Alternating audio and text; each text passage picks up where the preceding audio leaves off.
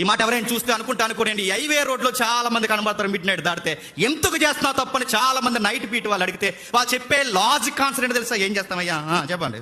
పొట్టకుడు అడుక్కు తిను, పట్టకూసు కోసం అయితే, పట్టకూడు కోసం అయితే అడుక్కు తిను, ఒళ్ళెందుకు అమ్ముతున్నావు? బైబిల్ చెప్పింది ఏమని తెలుసా? కూటు కొరకు నీతి తప్పొద్దు, కూటు కొరకు నీతి తప్పొద్దు, నీతి కొరకు అవసరమైతే ఆకలితో చచ్చిపో, అంతే. నీతి కొరకు ఆకలితో చనిపో.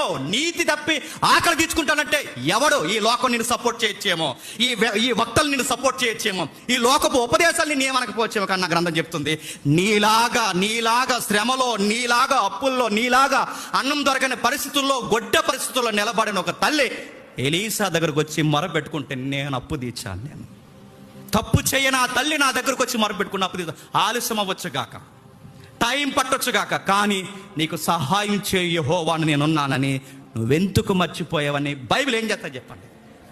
ఖండిస్తుంది.